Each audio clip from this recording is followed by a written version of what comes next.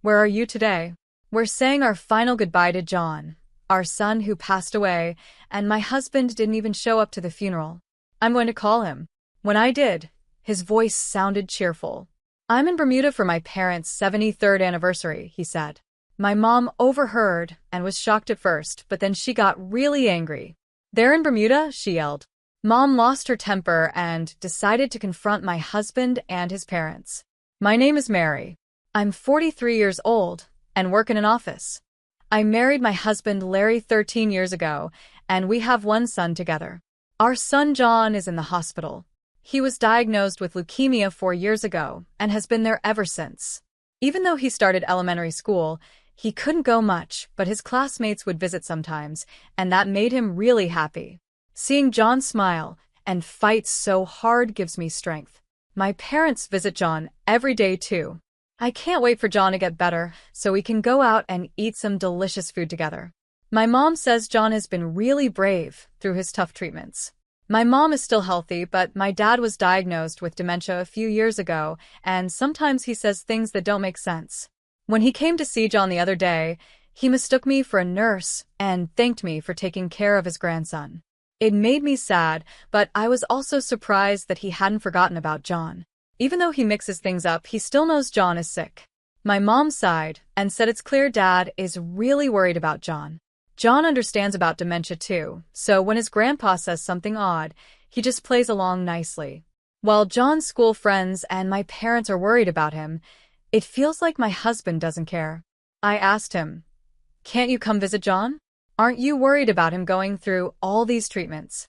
But my husband said, "John doesn't like me, so it's probably better if I don't. I stay away because I'm really busy." It's true that John and his dad didn't get along, but as his father, Larry should still try to be there for him.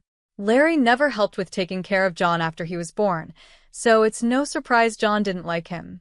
Larry seemed to care more about his own parents than his son. Whenever he had free time, he would go to their place, saying he was busy helping them. My in-laws don't seem to care about John either. They hardly ever visit him in the hospital. It's really cold-hearted, not just on Larry's part but his parents too. My mom was clearly unhappy with how Larry and his parents were acting. She complained with a disapproving look, especially annoyed that my husband doesn't come to see his son. I half-jokingly said, "Maybe I married the wrong person. Larry was so kind when we were dating, but now he's cold to both me and John, even though our son is seriously ill." My husband only seems to care about his own parents, and it's really starting to bother me. Mom seemed to think I regretted marrying Larry. She looked at me sadly and said, "If I had known Larry was like this, I would never have introduced him to you. I feel like I was misled by the uncle who introduced you to. My husband and I met through my dad's brother. It seems my uncle and father-in-law knew each other, and when they talked about finding a wife for Larry, my name came up. I wasn't seeing anyone at the time, so I decided to meet Larry casually. He seemed kind, and I liked him, but I wasn't ready for marriage yet. However, Larry really liked me and asked if we could start dating seriously. Before I knew it, we were getting married. My mom also noticed that Larry's parents changed completely after we got married. Before, they seemed humble, but after the wedding, they became different people. My mother-in-law, who was always smiling before, suddenly turned strict and spoke harshly to me. She said, "Mary, you're part of this family now, so you need to do as I say. If you don't listen, we'll make sure you get a proper divorce quickly." I thought my father-in-law was a quiet man, but he started making insulting remarks like, "We only let you marry Larry because the head of our family introduced you. Otherwise, there's no way we would have let someone like you marry our son." He would say that whenever there was an issue. My uncle runs a real estate company, and my father-in-law has a contract with it. When my uncle introduced me, he apparently mentioned that I was from a wealthy family. Because of this, my father-in-law thought my dad owned a lot of properties, which is why he made those remarks. I hadn't heard anything about this from my dad or uncle, so I believed what my father-in-law said. After we got married, we moved into the house where my maternal grandparents used to live. My grandparents had passed away, and the house was empty, so we renovated it a bit and moved in. My family had considered renting out the house because leaving it empty could lead to it falling apart. But when my husband found out about the empty house, he pleaded with my parents, saying, "I promise we'll take good care of it, so please let us live there. The house is close to her family too, so we can also help look after her parents." That made sense since it was near his family too, and we could both help out our parents. However, having his parents close by, especially after they changed so much after the wedding, became a burden for me. On top of that, Larry would often invite his parents over to our house and start bragging, saying things like, "Our house is new and must make you so jealous. It's a lot bigger, maybe even twice the size of yours." When Larry talked like he owned the place, his father seemed annoyed, but his mother smiled and said, "We could live together here. It might be an old house, but it's better than where we live now." After they left, I asked my husband, "Are you planning to have your parents move in with us? This isn't even your house." My husband just laughed and said it was a joke, but even if he was joking, my mother-in-law seemed serious about moving in, which made me uneasy. After that, my in-laws kept coming over, looking around the house and saying whatever they wanted. Living here would be better than our poor house. At least there's no rent in this dump, my father-in-law said. I was annoyed when he called it a dump, and my mother-in-law ignored me while picking out a room for herself. Since my husband wasn't speaking up, I decided to tell them the truth. We're borrowing this house from my parents. My grandparents used to live here, so of course it's a bit old. My in-laws were surprised to hear that, but then my father-in-law quickly responded with an angry look, "That's why it's in such poor condition." He called it poor, but I thought it was better than their house. My mother-in-law didn't seem to believe me and started saying whatever she wanted, asking, "Why are you lying? I trust my son more than you." Even though my mother-in-law didn't believe me, it didn't change the fact that we were borrowing the house, so I didn't argue further. I was worried about what would happen if my in-laws tried to move in with us, but when I found out I was pregnant, the whole discussion about the moving in stopped. Maybe they realized they'd have to help with the baby if they lived with us, so they suddenly became quiet. My mother-in-law said, "Mary's parents should take care of the baby since they live nearby, so I won't have to do it." I never asked her for help with the baby, but she said that anyway. Since we lived close to both my parents and my in-laws, I couldn't stop thinking that she really didn't want to help with the baby. I wondered how they could not be excited about their first grandchild. When I told my mom what my mother-in-law said, she just laughed and said, "Leave the babysitting to me. You don't need to ask someone who doesn't want to care for their sweet grandchild." I thought my mom was right and planned to ask for her help once the baby was born. After a while, when my son was born, my parents were thrilled, but my in-laws only visited once. My husband also didn't seem moved by the birth of our son, which was disappointing. My mom tried to cheer me up by saying, "Don't worry, once the baby arrives, Larry will develop affection for him. He might not feel like a father yet." But my husband continued to show no interest in our son. Then, when our son turned 6, he became ill. After tests at the hospital, he was diagnosed with pediatric cancer.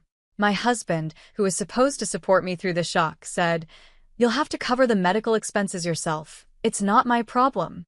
I was angry at his attitude as a father. My mother-in-law also made harsh remarks saying, "It's because Mary passed on her genes that John has cancer. None of our relatives have anything like that, so it must be your fault." Hearing my husband and mother-in-law's comments, my father stood up for me, saying, "Don't you care about John? We'll take care of him, so you can do whatever you want." My father, who was very supportive at that time, made my husband and in-laws leave quietly. Even though I was already distressed by my son's illness, their harsh words made me feel even worse. My mom encouraged me, saying, "Don't be discouraged. John will be upset if you don't stay strong. We'll do everything we can to support you. Let's work together." Encouraged by my mother, I decided to stay strong for my son. I realized I couldn't rely on my husband anymore, so I focused on taking care of our son and working. My parents, who were already retired, helped with looking after him, and I was very grateful. Even though our son was diagnosed with pediatric cancer, his condition improved, and he was able to live almost like a normal child. However, my husband started questioning if our son really had cancer and accused me of trying to deceive him. He would say things like, is John really sick, or are you just trying to fool me? Seeing our son playing happily, my husband continued making inappropriate comments. I ignored him because talking to him seemed pointless. After the diagnosis, my husband wasn't around much. He spent a lot of time at his parents' place, which actually made things easier for me since all he did was complain. My parents came over to help with our son, which made my husband seem even less interested. But after our son was hospitalized 3 years ago, my husband started spending more time at home. He would say things like, "Leave the housework to me. You can go to the hospital. By the way, how about giving me this house?" When I came back from the hospital, he would smirk and make these comments. I ignored him, but I could tell he was more concerned about the house again. I was annoyed, thinking about how he was planning to move in with his parents without caring about our son. Around this time, my father was diagnosed with dementia, and both my mom and I were busy, so we couldn't focus on our house. We hadn't explained my father's condition to my husband or in-laws, so even when my father came over, my husband didn't seem to notice what was happening. "Your parents came over today, but they were just walking around. Aren't they going to help with John?" my husband would say, acting relaxed. Since I couldn't take my father for a walk alone, my mom always accompanied him. Explaining everything to my husband seemed too exhausting, so I said nothing. My uncle also visited occasionally and often had serious discussions with my mother. I was curious about what they talked about since my uncle always looked serious. When I asked my mom, she only gave vague answers. While I was worried about my mom and uncle, my son's condition worsened. I had been prepared for it, but seeing how critical it was overwhelmed me. With my husband being unreliable and my father suffering from dementia, I had no choice but to rely on my mother. When I updated my husband on our son's condition, he said something shocking. "I'm busy right now, so stop calling. You handle John's situation." I was furious at his lack of responsibility as a parent and seriously considered separating from him. After a while, my son passed away, and I was in such shock that I couldn't do anything. My mother and uncle took care of everything, allowing me to stay by my son's side. Just before the funeral, my uncle started to panic, asking, "Where are Larry and his parents? They can't skip the funeral, can they?" Seeing him so stressed, I called my husband and asked, "Where are you? It's time to say goodbye to John." My husband replied, "I'm at a party celebrating my parents' anniversary. I told you not to call right now." Hearing his voice through the phone, my mother and uncle were furious. My mother turned red with anger and said, "He's in Bermuda." I hadn't expected anything from my husband, but finding out he went on a vacation to Bermuda while John was in critical condition made me lose my temper. "You knew John was in a critical state and still went on a trip? I feel sorry for John for having a father like you," I said before hanging up the phone. Holding back tears, my mother comforted me, saying, "I will never forgive them. Don't worry, everything will be gone by the time they return from Bermuda." I was so confused by my anger and sadness that I didn't fully understand what my mother meant, but I knew I had to stay strong for my son. Thanks to my uncle and mother, the funeral went smoothly. After the funeral, I was left feeling lost. I had centered my life around my son, and now I didn't know what to do next. My uncle advised me, "Leave the future to me, Mary. You should go back to your parents' house and take it easy." Following his advice, I returned to my parents' house and helped take care of my father while settling in. My workplace was considerate and allowed me a long break, which was a relief. When I had almost forgotten about my husband, I received a call from him. "Mary, I can't get into the house. Did you change the locks? Changing them without notice is awful," he said, sounding panicked. I replied, "I haven't changed the locks. I'm planning to end things with you, so don't call me anymore," and then I immediately hung up. After a while, my husband called again, sounding even more frantic. "My parents' house has been demolished. What's going on? There's even a land for sale, sign up." "I don't understand what you're talking about," he said. I told him, "I'm going to hang up and check with my uncle," and ended the call. When I checked with my uncle, he seemed pleased and asked me to come over to my in-laws' family home. I went as he instructed to see what was happening. When I arrived, I found my husband and in-laws standing there, looking shocked. My husband demanded. What's going on? My parents' house is gone. Did you do this because we didn't take you to Bermuda? Did you tear down the house because of that? Frustrated by my mother-in-law's confusing accusation, I replied, I could never do that. I had a funeral to attend. Just as the situation was getting tense, my uncle and mother arrived. My mother yelled, people who didn't even attend the funeral have no right to complain. You should at least reflect on your actions. Larry and his parents went silent for a moment, but then my father-in-law began to complain. You can't just demolish the house and sell the land. I'm the owner of this property. Seeing my father-in-law's strange claims, I started to wonder if he might be suffering from dementia. He proudly presented a contract, saying, we got the house and land from your father. Here's a contract to prove it. The contract he showed had my father's signature, but it looked suspiciously unofficial. Moreover, it stated that the property was given away for free, which seemed impossible. This contract can't be valid. Besides, my father is suffering from dementia and can't make sound judgments, I said. Larry's parents insisted the contract was valid, claiming they didn't know about my father's condition. My mother then spoke up. This land is registered under my name, so he cannot sign the contract. You knew my father was suffering from dementia and forced him to sign, didn't you? I was shocked by my mother's words, but Larry and his parents were even more unsettled. As my father-in-law refused to believe her, my uncle showed everyone the land's details and lease agreement. The land and the building both belonged to Mary's mother. We had to terminate the lease because you were behind on rent payments, and we put the property up for sale. We repeatedly tried to arrange meetings with you, but you ignored us. We had no choice but to take legal action, my uncle explained. Larry's parents stared at the documents in silence. My father-in-law asked, were you behind on rent? Why didn't you pay? My mother-in-law, looking confused, admitted, I thought it was fine since we became relatives with her uncle. Then, she revealed the truth. Actually, we were planning to deceive your father into giving us the land, so we didn't think we needed to pay the rent. I was shocked to hear about the unpaid rent, but I became even angrier when I realized they had planned to deceive my father from the start. My anger grew, and I was about to protest when Larry suddenly pulled out a contract and, looking regretful, asked my mother, is the house we live in also yours? Does that mean this contract is meaningless too? The contract Larry was holding had my father's signature, just like the previous one.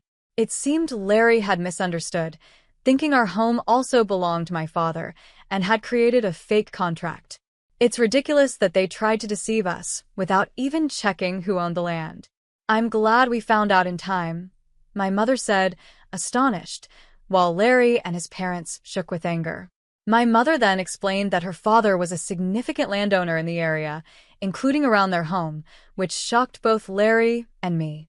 Suddenly, a young woman appeared and demanded, please pay for the travel expenses I covered. When will the life insurance for your late son be paid out? Seeing the woman, Larry panicked. My uncle grinned and said, even after your son's death, you brought your mistress to Bermuda? You've really outdone yourself. We've investigated everything. I was surprised again, but quickly realized the woman was Larry's mistress. It seemed my uncle had suspected Larry of cheating and had secretly investigated. As my mother and uncle discussed the situation seriously, the woman, who had appeared at the worst possible time, quickly fled. I can't believe Larry was such a terrible person. Our son must be horrified from heaven, I said, but Larry seemed unaffected and chased after his mistress. I turned to his parents and said, how does it feel to have enjoyed yourselves in Bermuda, hoping to rely on your grandchild's insurance money? Unfortunately for you, I'm the beneficiary of the insurance, so you'll have to pay for the travel expenses yourselves. Unable to respond, Larry's parents hurriedly left. After the funeral, I realized that my mother had intended to completely remove Larry and his parents from our lives. Following this, I divorced Larry and filed for alimony.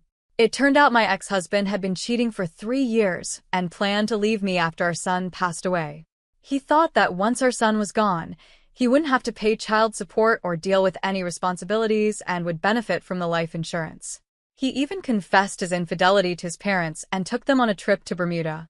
He knew about my father's dementia and took advantage of it by secretly getting him to sign a contract while our son was critically ill. Since my mother and I were busy taking care of our son, we had left my father with a home helper, which gave my ex-husband the chance to act. He managed to get my father to sign the contract as planned, but he didn't realize that the land actually belonged to my mother. My mother had inherited both pieces of land from my father and had entrusted their management to my uncle, who runs a real estate company. My father-in-law, who was renting the land and property from my uncle, mistakenly thought it was still my father's land. This mistake was a major oversight. Without checking the details, my ex-husband and his parents focused only on trying to make money. In the end, they accumulated a large amount of debt. Now, my ex-husband not only has to pay alimony but also cover the costs of the family's trip to Bermuda, leaving him financially strained. My in-laws were also asked to pay the overdue rent and turn to their son for help, but he could barely handle his own debts. They hadn't paid the rent earlier because they were already struggling with debt. They had hoped to clear their debt by acquiring the land, but it turned out to be my mother's property. Now, burdened with debt, my ex-husband has even lost his mistress and is living alone in misery. As I return to my family home, I'm finally starting to recover from the shock of losing my son. Since my mother is also dealing with my father's dementia, I can't afford to stay sad forever. I believe my son in heaven would be worried if he saw me so down, so I want to stay positive, within my limits. Sometimes my father says strange things like today when he mentioned that John is visiting and running around happily. I was surprised by his words, but maybe my father can still see my son. I choose to believe that my son is watching over us, and we should live cheerfully for his sake.